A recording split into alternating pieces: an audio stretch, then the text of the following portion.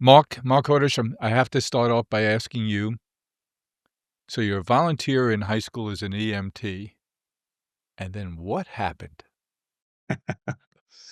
Yeah, I did in high school. Originally started with I thought maybe I wanted to be a fireman, and I remember um, I was too young to actually join the fire department, but I wasn't too young to join the ambulance rescue unit. And I grew up in the house. My dad is a neurosurgeon, so I grew up around medicine and would always hear stories. Um, so I did. I went and got my EMT license, and I started working on a local rescue squad of the town next to me, and it was one of the best experiences ever. I did that for a long time and did it through college as well. But so many lessons. I also worked in the emergency room, so there were patients that sometimes I would bring to the emergency room, and then later on, still take care of in the emergency room, and then sometimes pass on to my dad. That maybe needed surgery or things like that. So it really exposed me to medicine and more of my interest in emergency medicine. And I but I never really knew what I wanted to do. So I went to college and pursued pre-med in psychology and neuroscience, and um, ultimately went to Boston for BU medical program.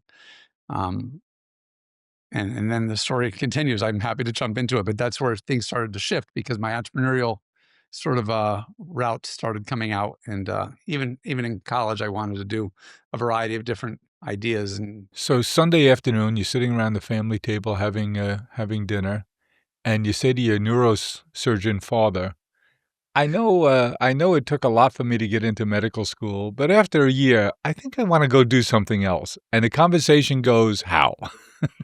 yeah, well, actually, it started even before that because while I'm in medical school, um, I had this idea. I used to see like college kids dragging their laundry bag on the ground or carrying a big basket to carry their laundry, and just wondered why don't they just have a big backpack to carry their laundry with pockets for their quarters and their Mhm. detergent. And while I'm in medical school, I started making these things.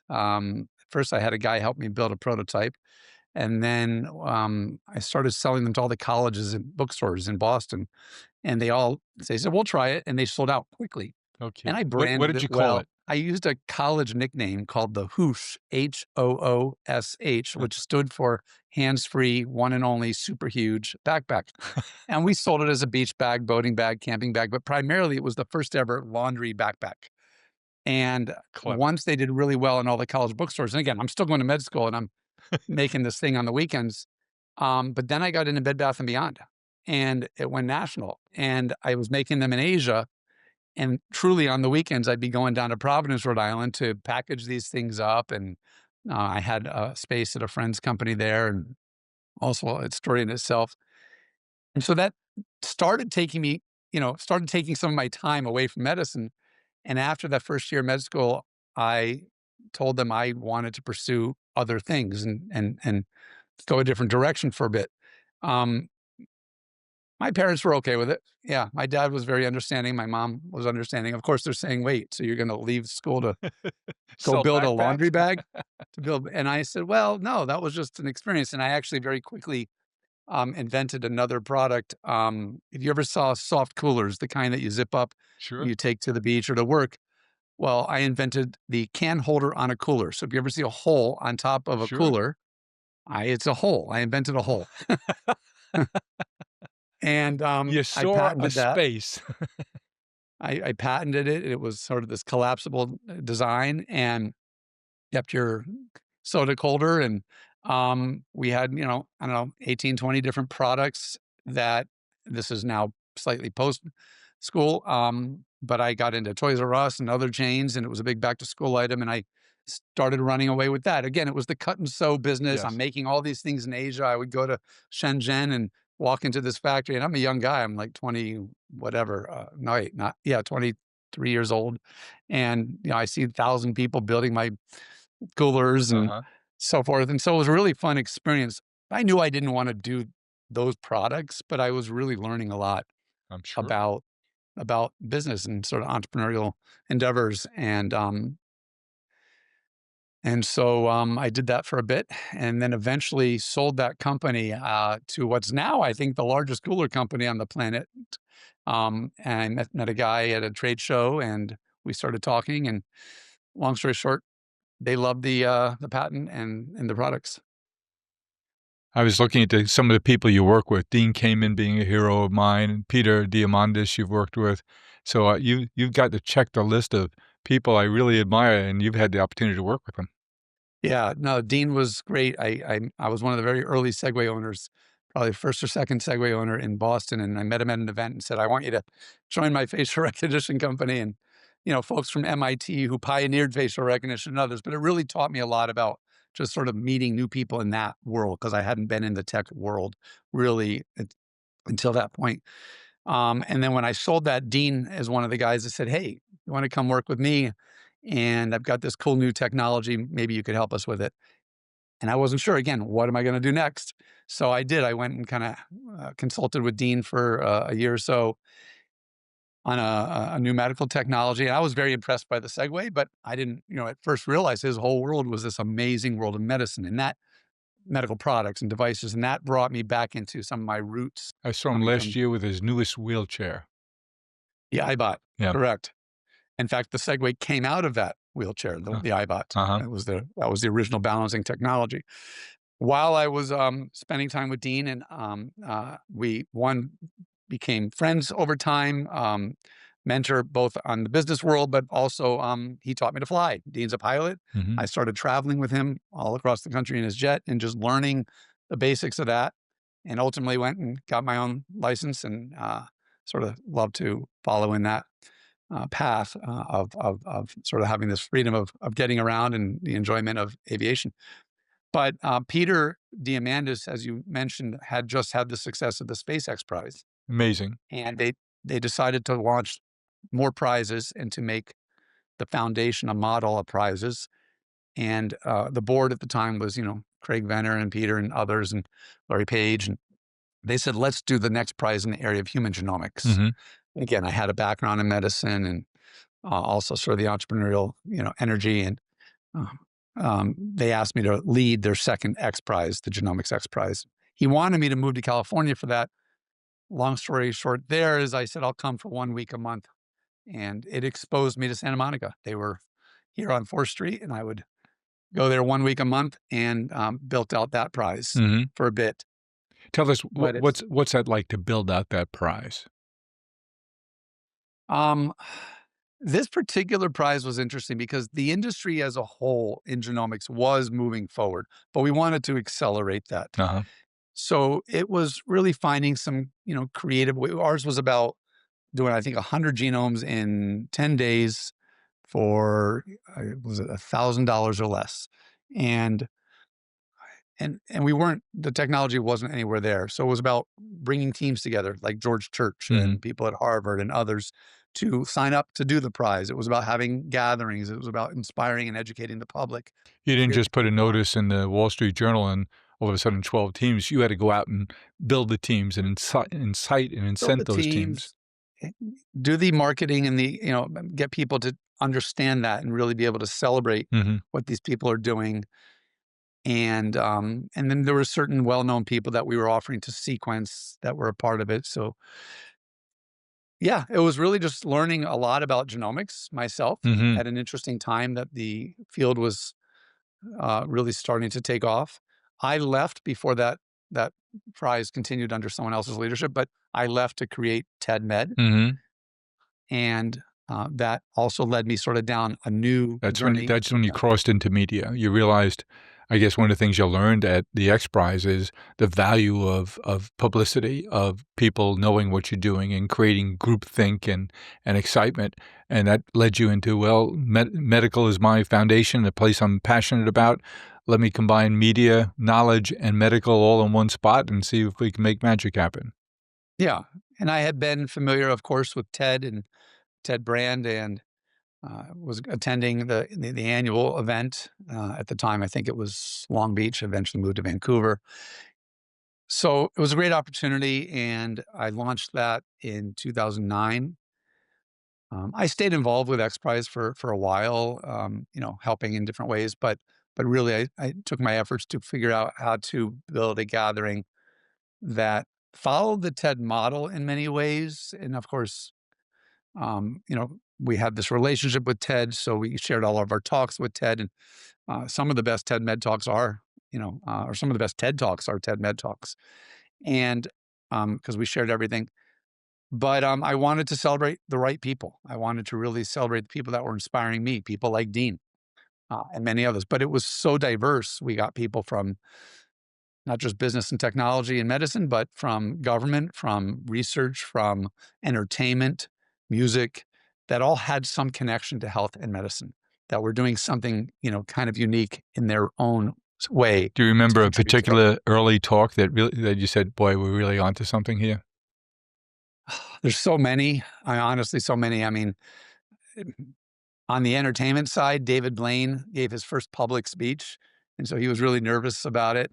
That's For amazing. someone who performed all the time, it was really sort of surprising. But he gave a great talk about breaking the world record, holding his breath, and how he did that, and how that connected to his lungs, and how he worked with doctors. One other individual that comes to mind, we opened our event with this incredible opera singer, and she literally just came on stage before anybody and started singing beautiful opera song. And everybody was saying, wow, that's amazing, but why is she here at this medical event? And when she finished singing, she said, 1 year ago to the day she was on stage, she came out of a coma after having a double lung transplant and was Wow. told she would maybe never even talk again, much less continue singing. And world class, like Lincoln Center Yeah, opera singer. yeah. So she told this story. Her name was Charity Tillman Dick, and she was an amazing person. She ended up years later having another double lung transplant and got through that. And ultimately, cancer got to her, and we lost her years ago. But amazing person that I think just touched everybody at the event What because was again, it we're like in trying the to room connect. when she made that revelation? Um, it was one of those, oh wow, I get it now. Like now I see why they just opened with art, but not just any art, art that really connects to human biology and also human emotion, right? So how do you really bring all these things together? And that's one thing I love to do is, but also then we had a talk following her on, I think it was on the next generation lung transplant machines, right? By this doctor in Canada that really had invented all kinds of new machinery to improve all of those processes. And now we're talking about, growing lungs. At my last event, which we haven't gotten to yet, we had an amazing woman named Martine Rothblatt who literally 3D printed the most complex object ever, and it was a human lung. So TEDMED has many, many stories. I ultimately sold that conference. To Ted? No, to a guy named Jay. He was a tech entrepreneur, and he, wanted to buy it. At first, I frankly didn't want to, but after months of negotiation and discussions, I hoped that he had, and I thought he had the resources to really grow it in a new way. He moved it to the Kennedy Center the next year after he bought it, and it was a beautiful place. Wasn't, I think, the right um, direction that I would have gone, but it was his right certainly to do it. And so I helped support that for a short while, but eventually stepped away from that to let him lead it in the way he wanted to lead it. And we used to hold TEDMED at the Hotel Del Coronado, which was also a kind of a unique hotel. And um, but it was an incredible experience. And it also really just, I learned a lot through that process. I met so many people from all walks of life and really just wanted to keep celebrating, the right things. I always had an interest in human aging. And, we had some very early talks at TEDMED on that topic. And then I sort of saw it progress in different ways over the last decade. So I focused a little bit of efforts helping, groups like the National Academy of Medicine and others on various efforts around human aging. But it eventually took me to closer to what I'm doing now, which is a conference I started called Life Itself, and I did that with my a friend and a business partner named Sanjay Gupta, who you might know as the chief medical correspondent from CNN. Sanjay was one of my speakers at TEDMED, and then we just stayed close over the years. And I went to him one day and and said, "I have this idea for this new event. We should do it together." And he was excited, and we did. And that's focused on aging, longevity, quality of No, life at all? it's not. It's similar to TEDMED in the sense that it has 10 different sessions on many, many different topics. Human aging and research around human aging is one of those sessions for sure, because I think it deserves that attention. But we have many sessions, whether it's on medical devices to regenerative medicine um, to your mental health to the healthcare system and so forth. So, um, but certainly that is one topic, and we had on that topic. One of the things that's frustrated me on that topic over the years is I feel like the word longevity has been a little bit hijacked by a lot of, let's call them wellness gurus online. And that's not the interest or direction I have in that topic. For me, it's really about the core research of understanding human aging at a biological level and what can we do to solve that common denominator that leads to Alzheimer's, cancer, cardiovascular disease, osteoporosis, all the age-related diseases. So we had great speakers. One unique speaker we had is a guy named Rick Klausner, founded a company called Altos Labs. They raised $3.5 billion as a startup, and but there's many companies in this space, and we try to focus on some of the unique science side of it. But we also had an opportunity to focus on the human side of it with a very close, dear friend of mine at the time, who you might know or know of, is Norman Lear. And Norman was 100 years old, turning 100 at our event. So we celebrated his 100th birthday in the session on human aging. And I got to sit down and really just talk with him, which we had done many, many times at his home, sitting under a tree in his backyard, just talking about getting older. But Norman was very young in his mind, and he didn't want to go. He had a lot to still give, and he had a beautiful family. And but it was a really great way, again, similar to that story with charity, where we could bring the human connection and human emotion to science. We were able to do that on this particular session with Norman and the topic of aging. From gratitude to comfort to birthdays. Commemorate life's important moments with something special. Find the perfect gift at Harry and David. We make it easy to be thoughtful. So with all that you've been around, the topic of wellness and health, how have your thoughts and interest turned now? Where do you get excited? Where do you pick your spots now in terms of what are you trying to pull on threads of? Yeah, so we'll do more of these conferences. Sanjay and I are also looking at some other ideas to celebrate not just these topics, but the people. I think one of the things that's gotten a little lost in the world is who to trust and when to trust them. And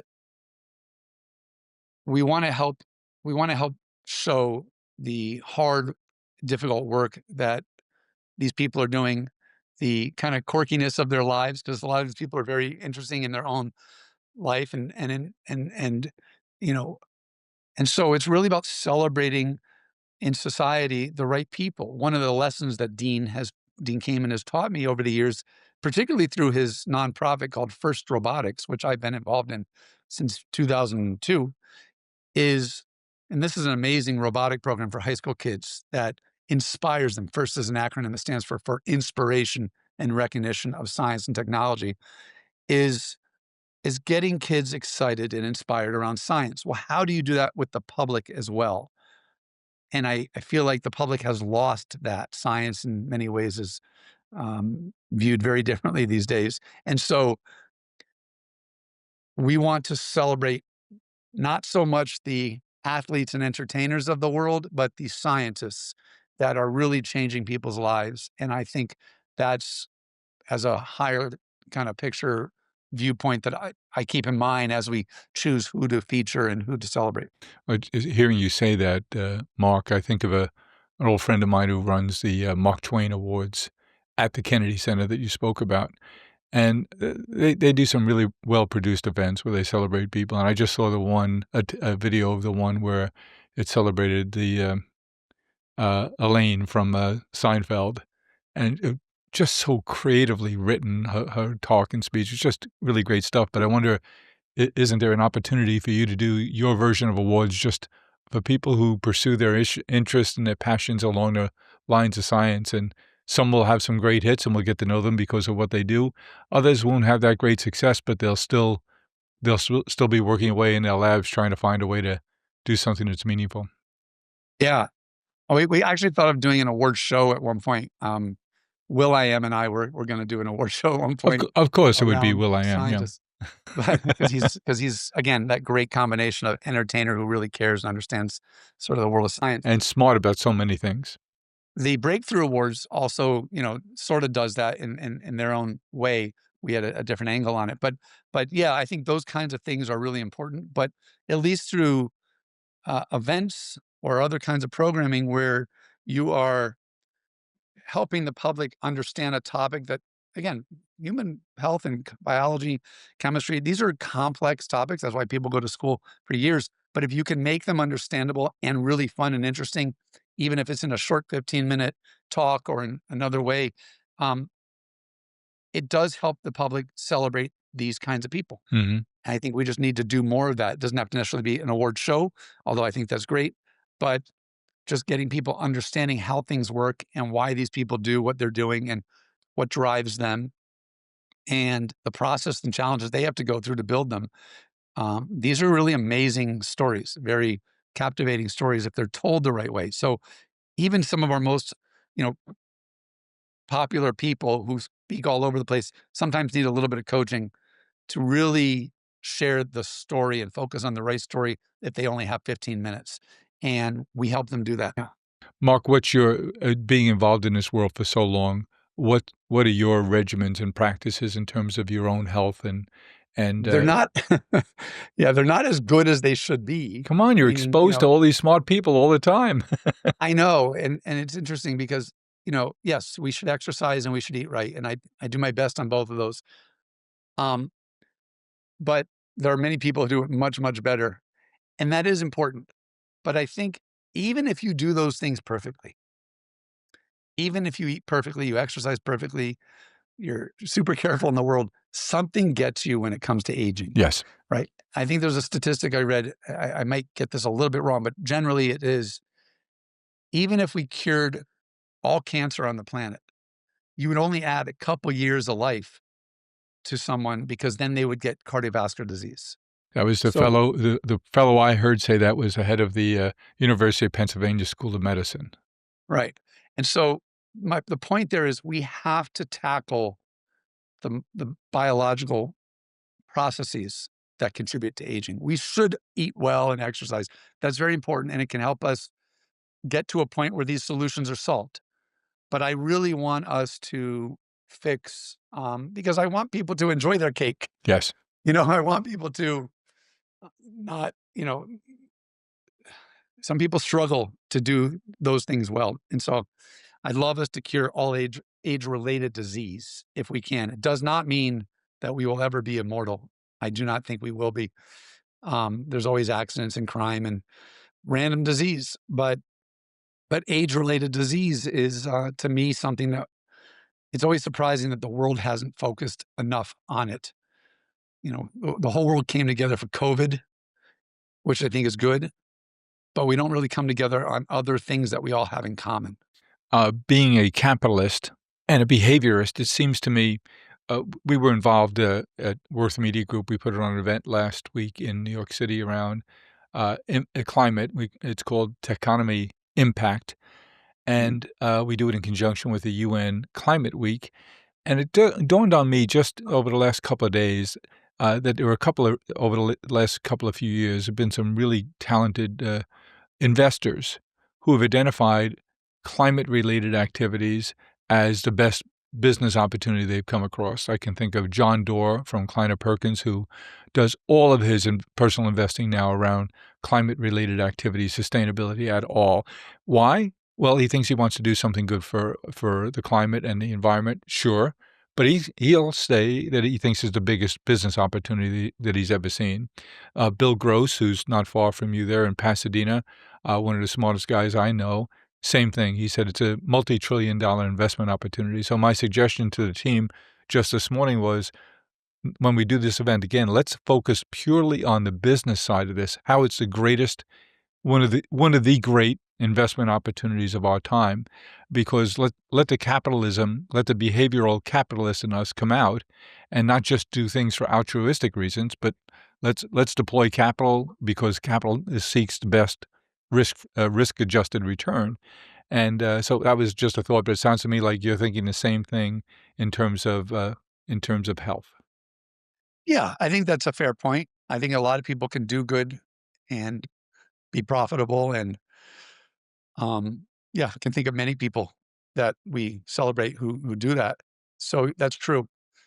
Sometimes, you do need more public funding on challenges that, like aging, that are so hard.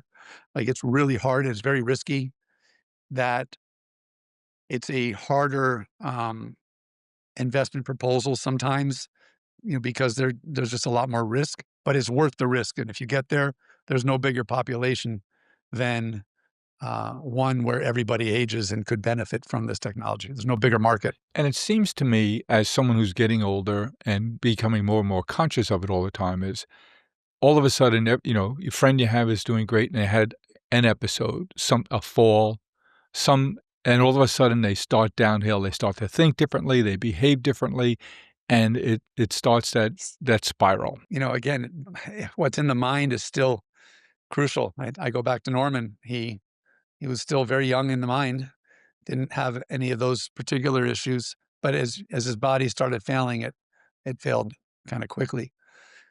Um, but I think there's, again, a variety of reasons that happens. Maybe they fall and they can't really walk the same, so they're losing their ability to maintain their general exercise and health or whatnot.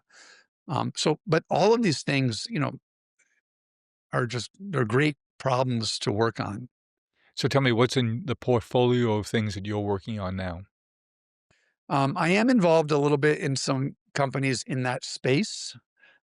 I'm not building one directly, but I'm guiding a couple. And um, Sanjay and I, as I said, we're not ready to unveil our next step, but we'll be doing more with our Life Itself conference. And again, celebrating and focusing on the people that we really enjoy talking to and learning from, and who are tackling these variety of problems in healthcare. So those are amongst the couple areas that I think you'll hear more about. And where do you get excited about breakthroughs that you think are proximate? AI seems to be changing everything in our lives, big computing capability, even pre-quantum. Where do you see those things aiding and abetting the development of things that you've been shining a light on now for years? AI for sure. You're 100% right. Especially, I'm hopeful that in the field of aging, where you have so much complex data in terms of, there are people who are trying to, just like we have flight simulators Mhm. that are trying to make simulators of the human body or even the human cell. And if we could truly do that and have AI analyze all that data, we might make some great advancements on understanding the processes of aging.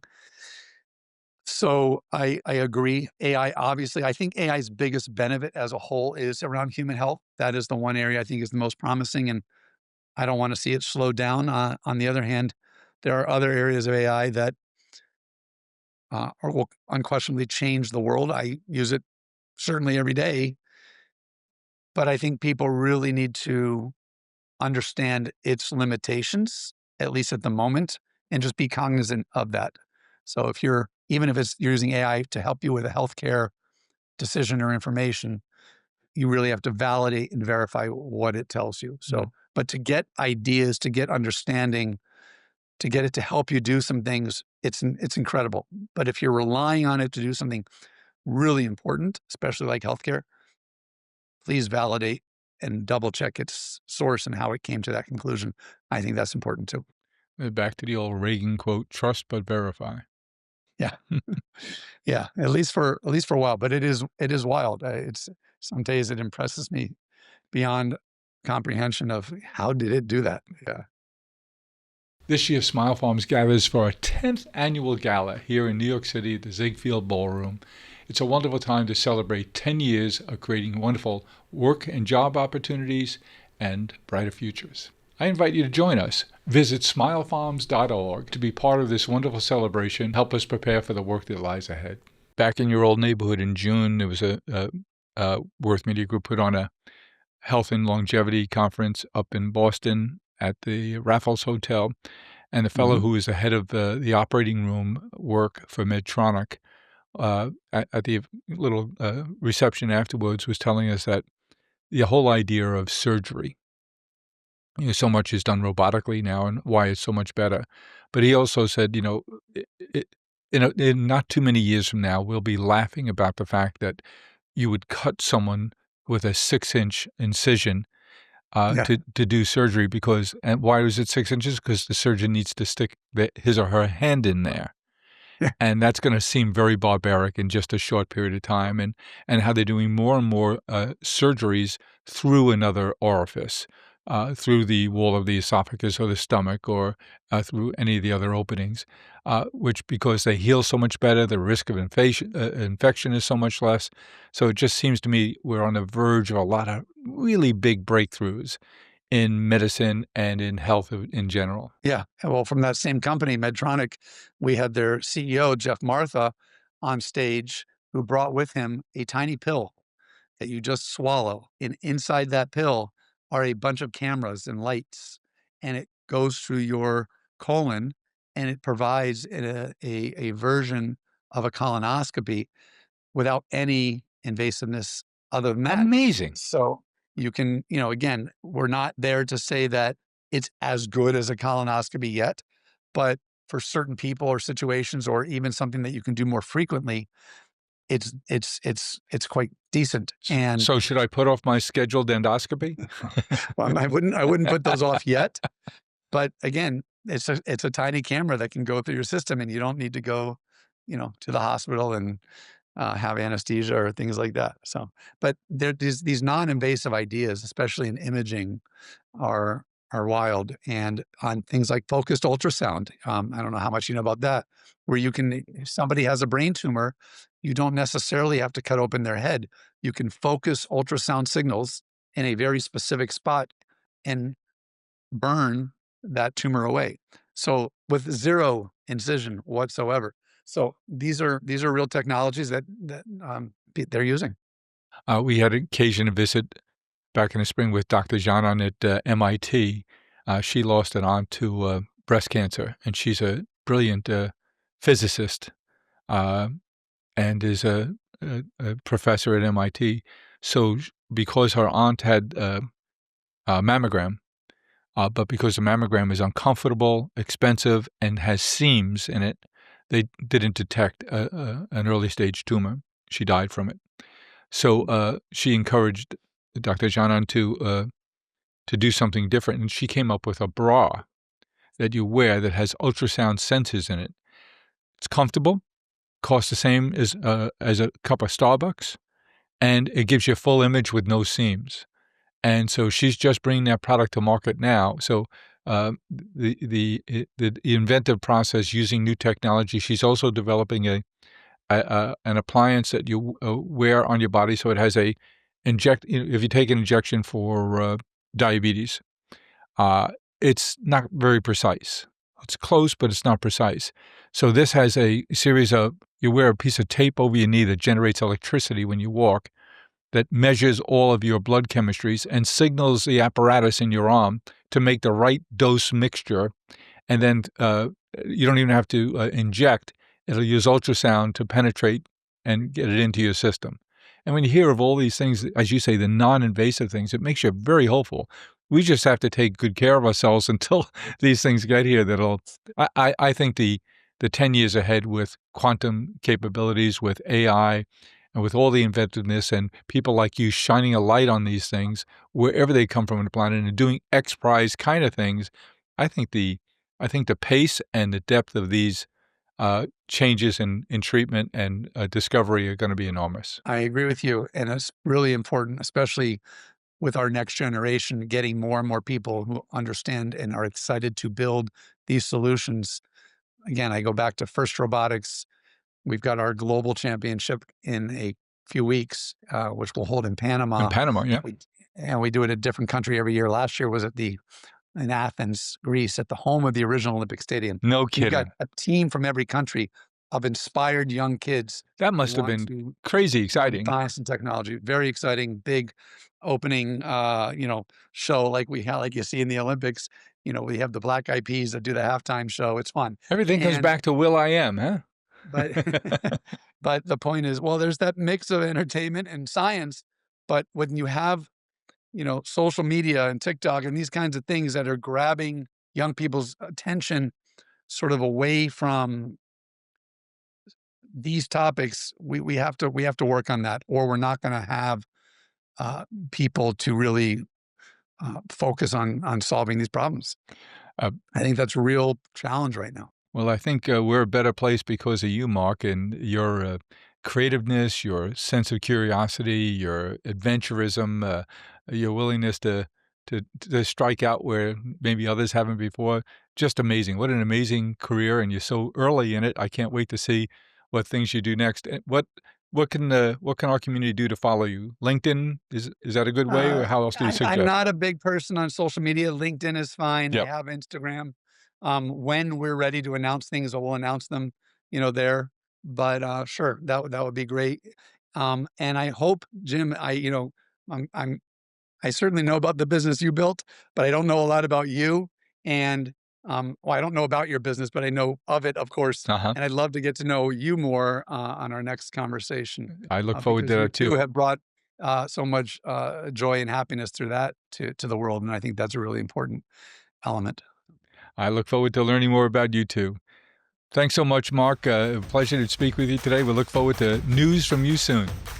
Thank you. Nice to meet you. Thanks, Mark.